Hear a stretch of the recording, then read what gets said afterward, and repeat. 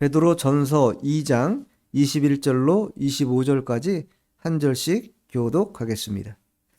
이를 위하여 너희가 부르심을 받았으니 그리스도도 너희를 위하여 고난을 받으사 너희에게 본을 끼쳐 그 자취를 따라오게 하려 하셨느니라. 그는 죄를 범하지 아니하시고 그 입에 거짓도 없으시며 욕을 당하시되 맞대어 욕하지 아니하시고 고난을 당하시되 위협하지 아니하시고 오직 공의로 심판하시는 이에게 부탁하시며 신이 나무에 달려 그 몸으로 우리 죄를 담당하셨으니 이는 우리로 죄에 대하여 죽고 의에 대하여 살게 하려 하심이라. 그가 채찍에 맞음으로 너희는 마음을 얻었나니 너희가 전에는 양과 같이 길을 잃었더니 이제는 너희 영혼의 목자와 감독 되신 이에게 돌아왔느니라. 아멘. 오늘 말씀의 제목은 그리스도의 고난이라는 제목으로 하나님의 말씀을 증거하도록 하겠습니다. 이 고난에도요, 하나님의 목적이 있습니다. 고난이 괜히 오는 것 같지만 괜히 오지 않는다. 특별히 그리스도인들에겐 더더욱이 고난이라는 것도 목적이 있다. 이렇게 아셔야 합니다.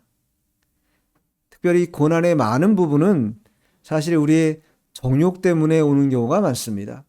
정욕 때문에. 우리 욕심을 버리지 못하는 것 때문에 오는 경우가 많지요.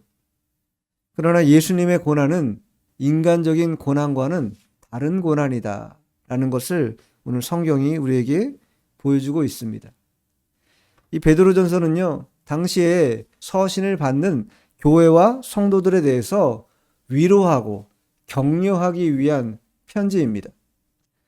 왜냐하면 초대교회 당시 헬라 문화가 이제 모든 세계를 관통하는 문화 아니겠습니까? 종교라든가 사회 저변에 이 헬라 문화가 펼쳐지는 그러한 시대 상황을 맞았고, 그런 헬라 문화의 큰 특징 가운데 한 가지가 부패함이었다라는 거예요.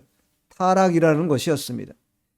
많은 사람들이 음란하고 정욕을 쫓아 살아갔고, 술 취하기 바빴고 방탕했고 또 우상 숭배하는 것이 아주 많았습니다. 그런 것들이 만연한 그런 사회였습니다. 그런데 그러한 사회 현상 속에서 이 타락한 문화 속에 젖어 있던 사람들 가운데 개종자들이 나타난 것이, 복음을 받고 예수를 믿고 구원을 받아가지고 이제 하나님의 자녀가 되는 은혜를 덧입는 그런 이방인 성도들이 나타나기 시작한 거예요. 그런데 이들에게 어려움이 있었어요. 그 어려움은 무엇인가 하면 이 환경적인 영향을 벗어나기가 어려웠다라는 거예요. 이 죄악된 옛 생활을 예수 믿는다고 하고 단번에 청산할 수 있으면 가장 좋겠지만 사실 그렇게 되지가 못합니다. 단번에 100% 청산하지 못하고 이 옛 습관의 유혹에 넘어져 이 위험한 일들을 행하는 일들이 많이 있었어요. 그러니까 이 편지를 받는 수신자였던 성도들 가운데에도 그와 같은 사람들이 많은 것이, 예수를 믿긴 믿는데 여전히 이 유혹에 노출되어 있고 이 죄악된 옛 생활을 청산하지 못하는 그러한 삶을 살아가는 자들이 많았다라는 것이, 그래서 베드로는 그러한 일들을 해결하기 위해서 때로 하나님께서 성도들에게 고난이라는 것을 우리에게 허락하시는 것이다, 이렇게 말하고자 하고 있는 것이, 그 시편 119편 67절에 보면 고난당하기 전에는 내가 그릇 행하였더니 이제는 주의 말씀을 지키나이다, 이렇게 시편 기자가 고백하지요. 고난당하기 전에는 내가 그릇 행해도 이게 그릇 행하는 것인지 죄인지 잘못된 행위인지를 알지 못했다라는 거예요. 그런데 고난이 오는 순간 이게 죄구나, 이게 하나님이 원치 않는 일들이구나 깨닫게 되면서 어떻게 했다라는 거예요? 주의 말씀을 지켰다라는 것은 죄를 끊어내려고 했다라는 것이, 죄를 멈췄다라는 말과 같은 말입니다. 우리의 심령이라는 게 만물보다 부패하다고 예레미야에서 말씀하고 있지 않습니까? 이와 같은 성도들에게 이 고난의 문제는 참 어려운 문제이기도 하지만, 그러나 그 어려운 문제를 잘 참고 인내하면 그 인내로 말미암아 우리에게 하나님의 선한 그런 복이 임하게 된다라는 것을 베드로 사도가 우리에게 알려주고 있는 것입니다. 우리에게 고난이나 질병이나 이 경제적인 어려움 또 여러 시련을 통해서 하나님이 우리에게 원하시는 것은 우리의 마음과 생각을, 동기를 바르게 바꾸는 것, 바르게 만드는 것, 그게 하나님이 우리를 향한 고난을 허락하시는 이유라는 것이, 목적이라는 것입니다.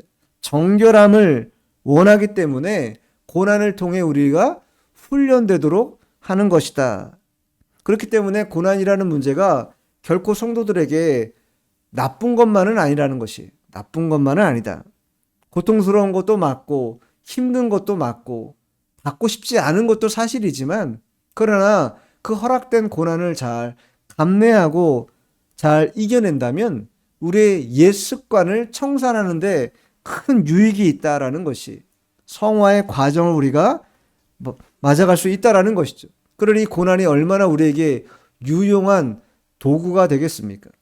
그래서 잠언에 보면, 잠언 17장 3절에 보면요, 도가니는 은을, 풀무는 금을 연단하거니와 여호와는 마음을 연단하신다. 주님은요, 우리의 마음을 연단하시기 위해서 때로 이 훈련의 구렁텅이, 고난의 구렁텅이에 우리를 던져 넣으신다. 마치 요셉을 그 형들이 구덩이에 던져 넣음으로 그가 큰 환난을 오랜 시간 겪었지만 그가 이 애굽의 총리가 되는 은혜를 받은 것처럼, 때로 그와 같은 이 풀물불에 우리를 던져 넣는 경우가 있는 것이, 그것은 우리의 이 정욕적인 부분들, 이 타락한 죄의 양상들을 깨끗이 하고자 하는 그런 의지가 담겨 있는 것입니다. 그렇다면 예수님의 고난은 어떠한가? 그럼 예수님도 우리와 똑같이 그러한 고난을 통해서 연단받으셔야 될 뿐인가? 그렇지 않습니다. 히브리서 4장 15절에 뭐라고 말씀하고 있습니까? 성정이 우리와 똑같지만 무엇만 없다고 말씀하세요? 죄만 없다고 말씀하셨어요. 그러니 예수님은 정욕적인 분이 아니고 죄를 따라가는 분이 아니었기 때문에 엄밀히 말하면 예수님은 고난받을 이유가 1도 없습니다. 전혀 없으신 분이에요. 그럼 왜 그 예수님께서 고난을 받으셨는가? 전적으로 우리 죄를 담당하기 위해서 고난을 받으셨다. 자기 자신을 위해서가 아니라 우리의 죄인들, 하나님의 택한 백성들, 그 죄인들을 구원하여서 하나님의 백성 삼기 위하여 예수님이 친히 고난을 받으신 것, 그게 바로 그리스도의 고난의 목적이라는 것입니다. 오늘 본문은 그 내용을 우리에게 이야기해 주고 있고, 우리 또한 예수님의 그 발자취를 따라가라고, 그 고난의 발자취를 따라가는 성도가 되어야 된다고 베드로 사도가 강조하고 있는 것입니다. 자, 그러면 21절 읽어보지요. 21절 시작. 이를 위하여 너희가 부르심을 받았으니 그리스도도 너희를 위하여 고난을 받으사 너희에게 본을 끼쳐 그 자체를 따라오게 하려 하셨느니라. 예수님이 너희를 위하여, 즉 우리를 위하여 고난을 받았다. 그리고 너희에게 본을 끼쳐, 본이라는 건 요즘 말로 하면요, 영향력을 끼치기 위해서, 우리에게 예수님의 영향력을 끼치기 위해서 그 고난을 택하셨다라는 거예요. 친히 택하신 것입니다. 우발적으로 억지로 취하신 게 아니라 자발적으로 능동적으로 고난을 택하셨다라는 거예요. 왜? 우리에게 영향력을 끼치기 위하여. 그래서 예수님의 발자취를 따라오도록 하기 위해서 예수님이 고난받았다라는 것입니다. 근데 21절 상반절에 이를 위하여 너희가 부르심을 받았다. 여기 이를 위하여라는 말이 무슨 말인가? 그 20절 한번 읽어보세요. 죄가 있어 매를 맞고 참으면 무슨 칭찬이 있으리요. 그러나 선을 행함으로 고난을 받고 참으면 이는 하나님 앞에 아름다우니라. 여기 이를 위하여, 여기 이를 위한다라는 것은 무엇을 말하는 건가? 20절 하반절에 나오는 그러나 선을 행함으로 고난을 받고 참는 것. 고난이 닥쳤어요. 근데 고난에 닥쳐가지고 고난을 대응하는 방식이 너무 고통스러운 나머지 애따 모르겠다, 에라 모르겠다, 나도 막 함부로 하겠다, 그러한 취지가 아니라는 거예요. 고난이 왔는데 고난을 대응하는 방법도 어떻게 해요? 선을 행함으로 고난을 대응한다라는 거예요. 그리고 뭐예요? 참는다라는 거예요. 고난이 왔을 때 성도들은 선을 행하고 또 참는 것. 이것이 바로 우리를 부르신 이유라는 거예요. 우리를 부르신 이유. 우리를 부르신 이유가 뭐라고요? 선을 행하며 고난을 참게 하기 위해서 우리를 부르셨다. 왜? 그게 예수님의 발자취이기 때문에.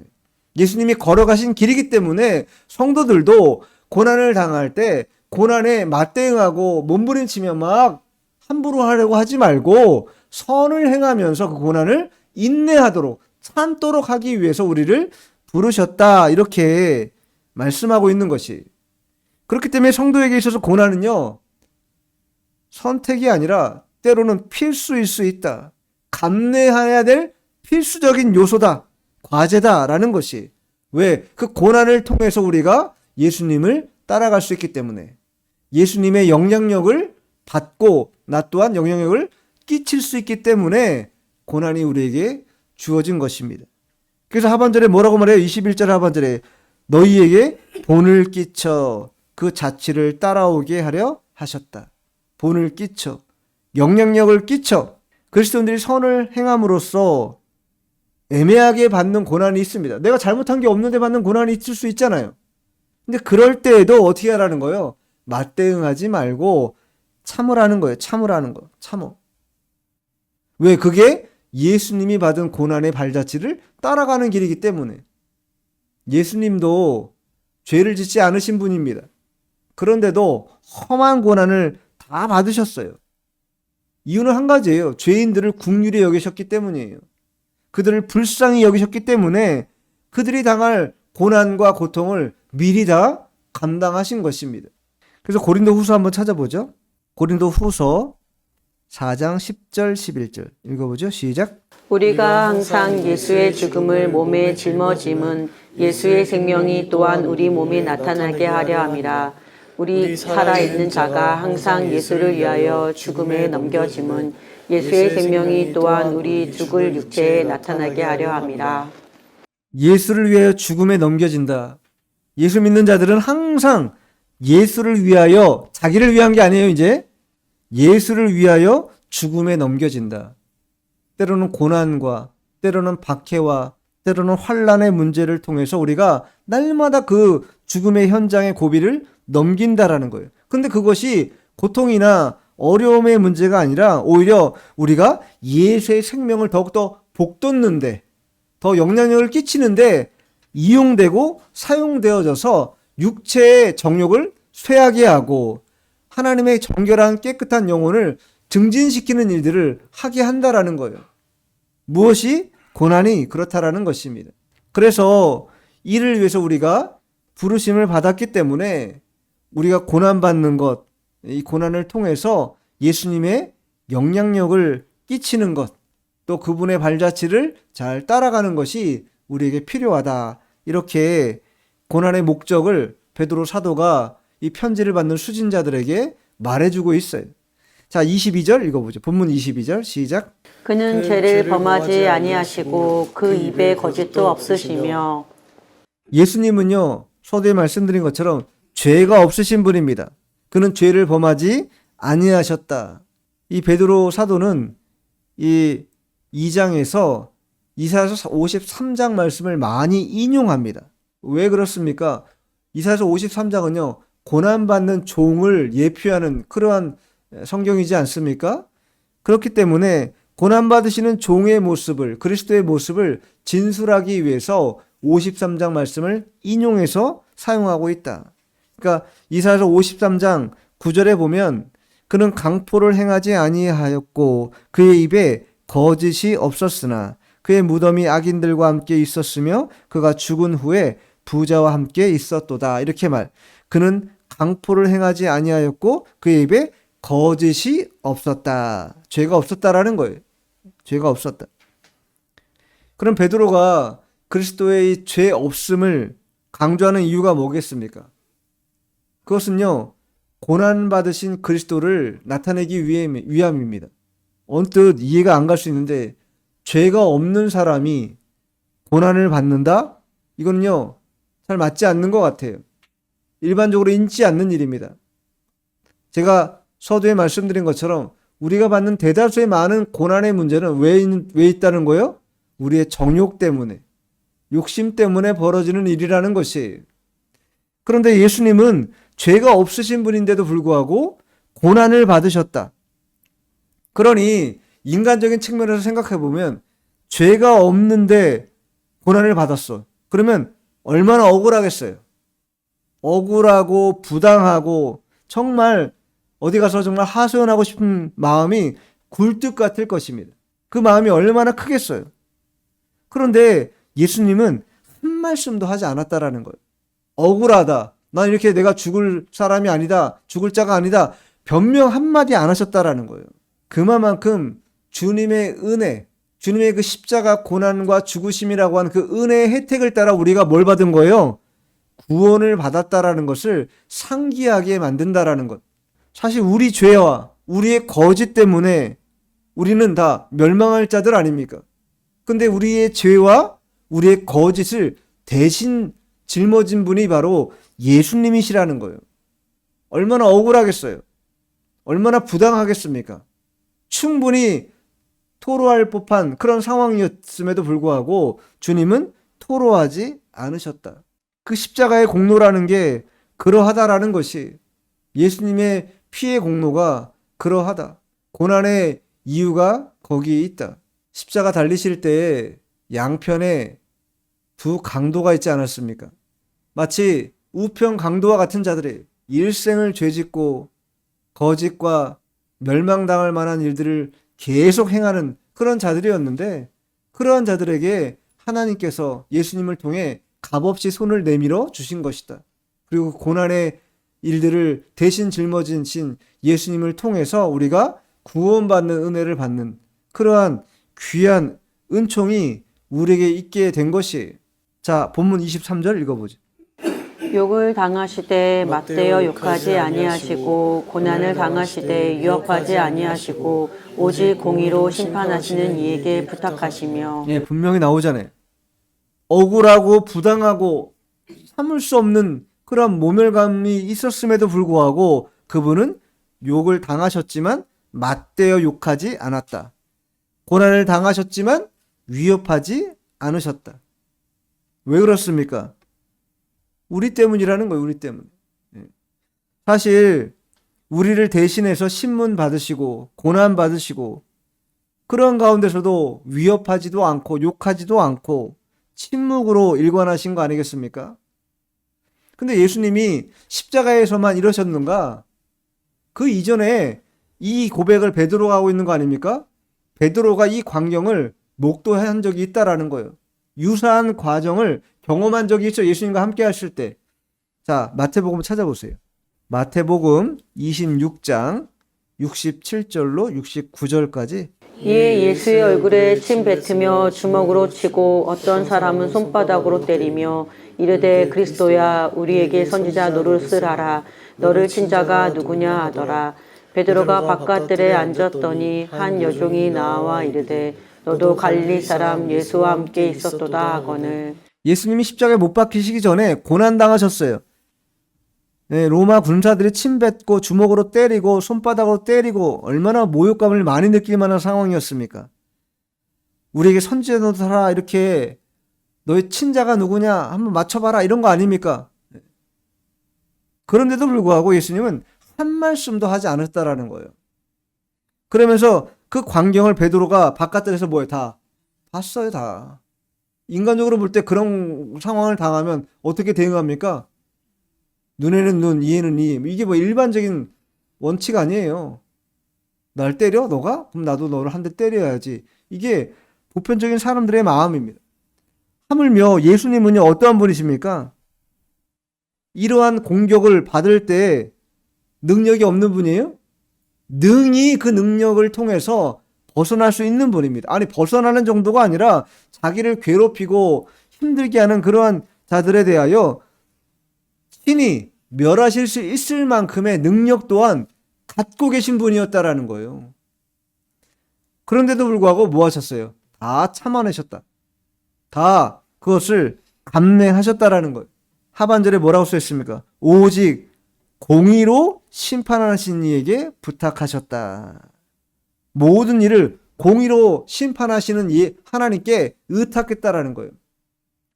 자기가 하려고 하지 않고 그 애매하고 부당하고 억울함을 자기 스스로 뭔가 해결해 보려고 한 것이 아니라 하나님께서 이것을 다 해결해 줄 수 있도록 하나님이 다 이 부분을 온전케 해 주실 거라는 믿음을 가지고 끝까지 뭐 한 거예요? 참고 기다렸다라는 거예요.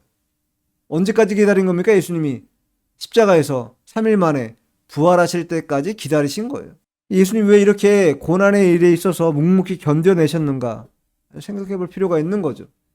그리스도인들이라고 하면 때로 애매하게 고난받을 경우가 있기도 하고 내가 특별히 잘못한 게 없는데도 불구하고 나를 힐난하거나 비난하는 그런 사람을 만나기도 합니다.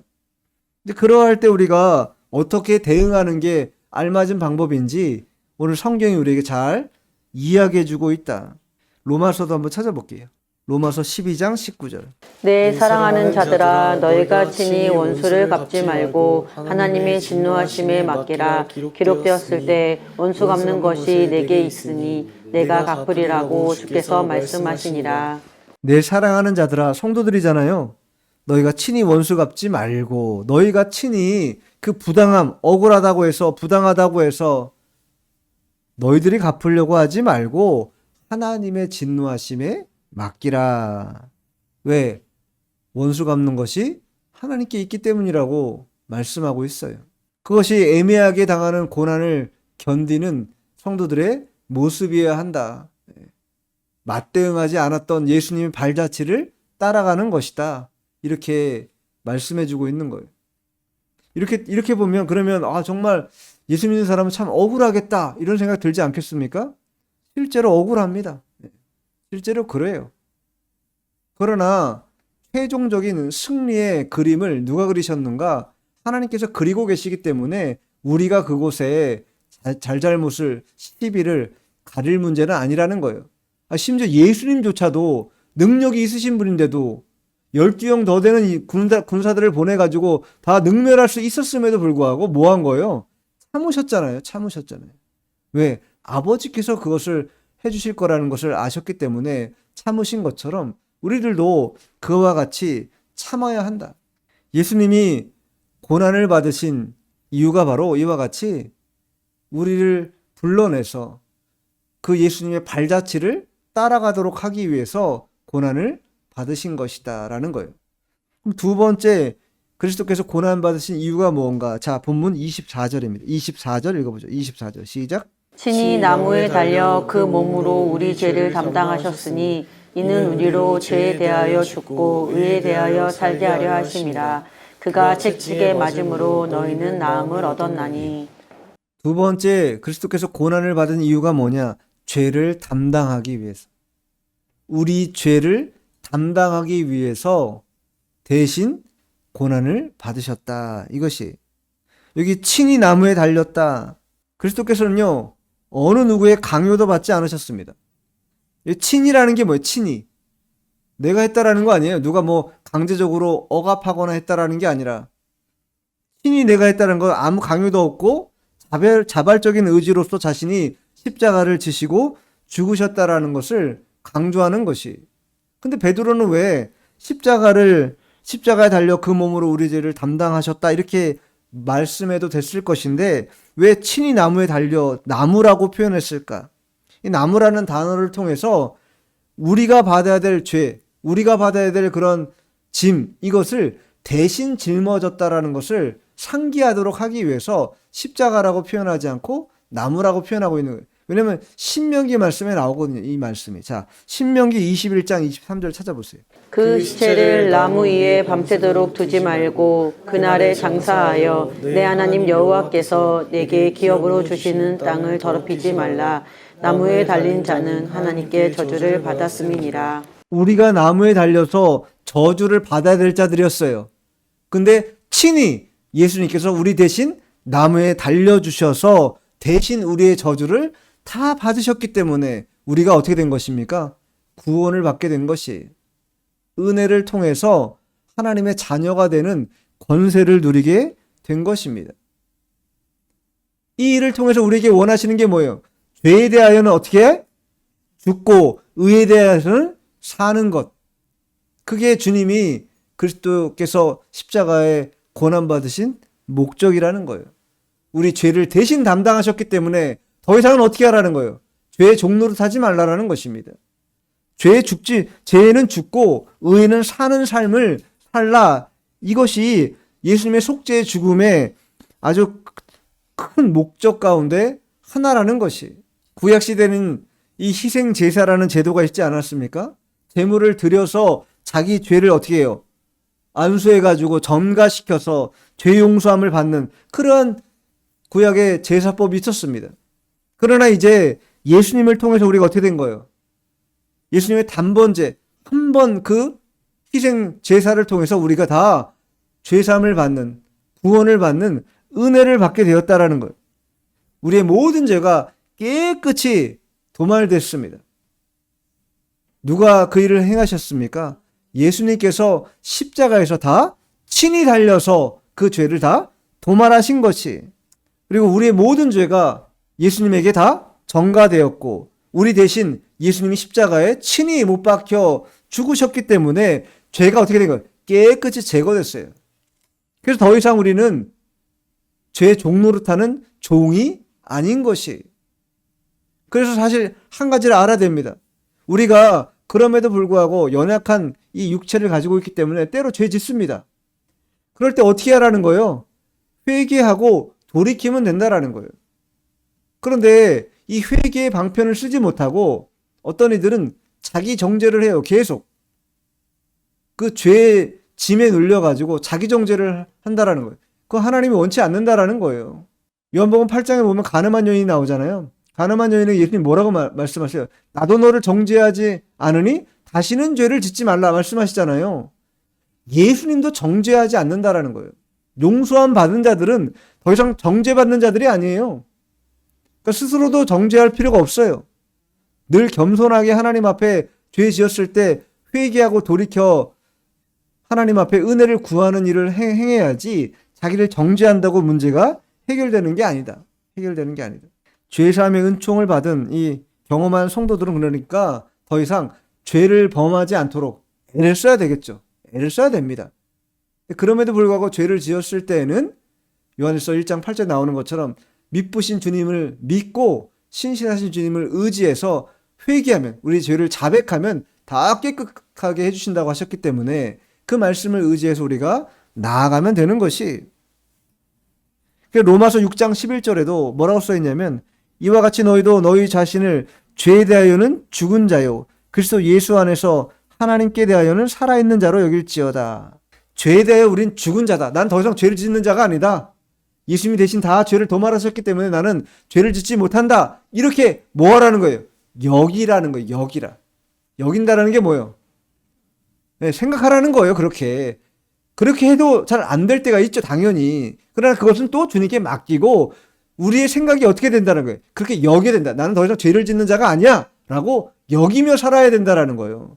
죄의 종노릇하는 자가 아니야 라고 여기며 살아야 된다는 거예요. 왜? 예수님 내 죄를 담당하셨기 때문에 나는 더 이상 죄 짓는 자가 아니야 라고 여기면서 살아가는 자, 바로 그러한 자들이 성도여야 한다라는 거예요. 자꾸 죄에 눌려가지고 또 죄 지면 어떡할까?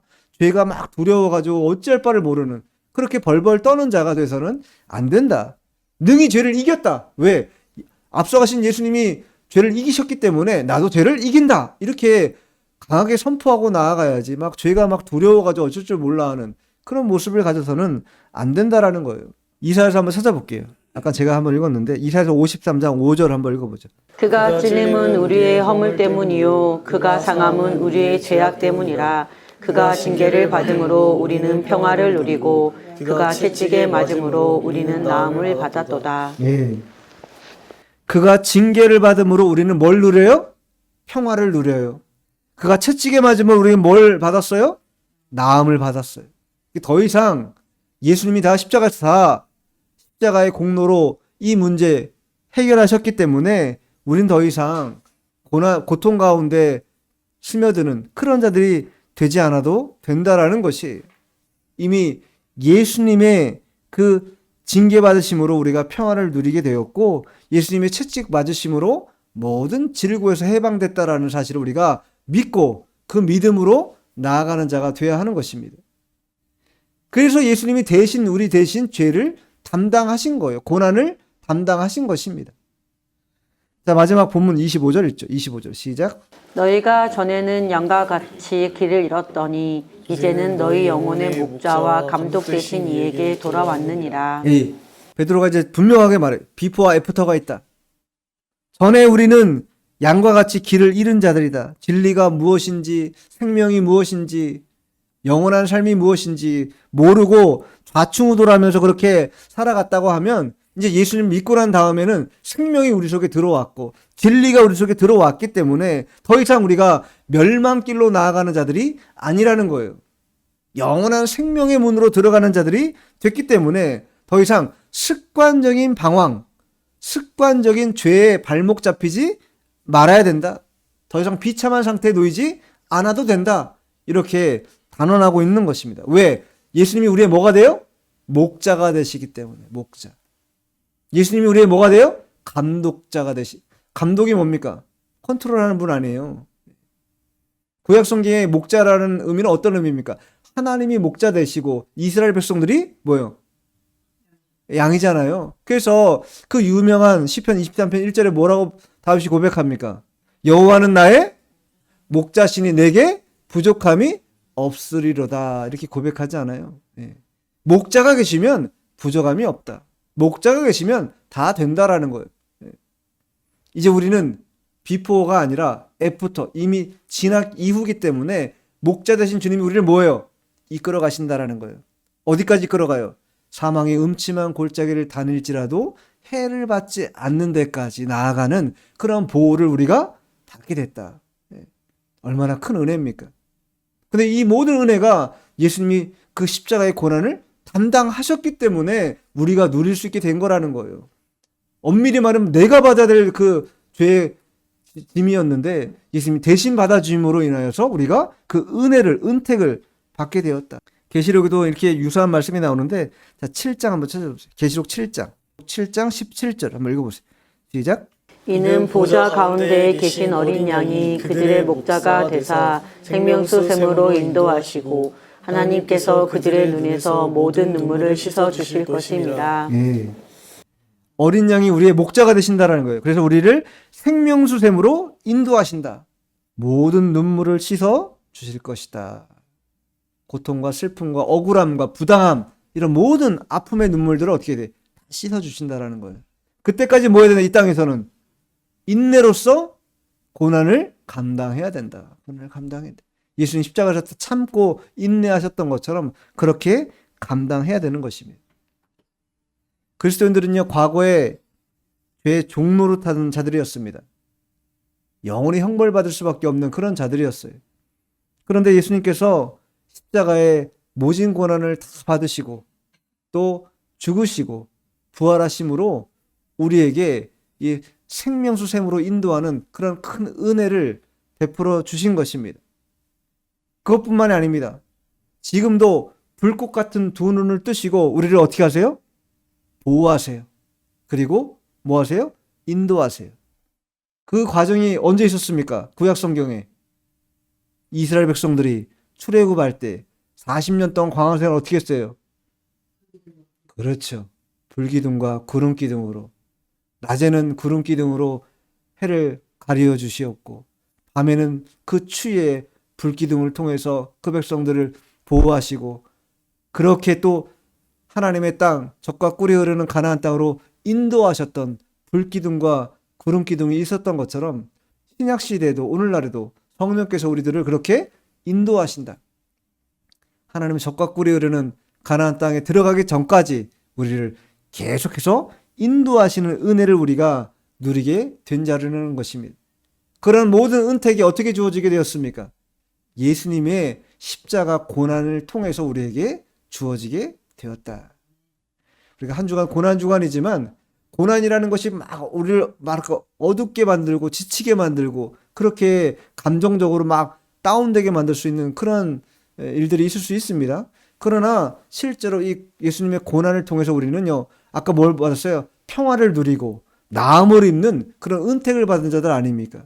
우리가 한 주간 이 고난을, 예수님의 고난을 묵상하면서 주님이 주신 복락을 잘 누리는 그런 자들이 되어야 되겠습니다. 또한 그리스도의 고난의 목적이라는 게 아까 말씀드린 것처럼 죄인을 불러 예수님의 발자취를 따라가게 하는 것, 이게 첫 번째 목적이고, 두 번째 목적은 죄를 담당하셔서 우리를 생명수 샘물가로 인도하시는 것, 이게 두 번째 목적이다 라는 거 우리가 알고, 주님이 당하신 고난과 같이 우리도 이 고난을 잘 감내하는 성도가 되어야 되겠습니다. 기도하겠습니다.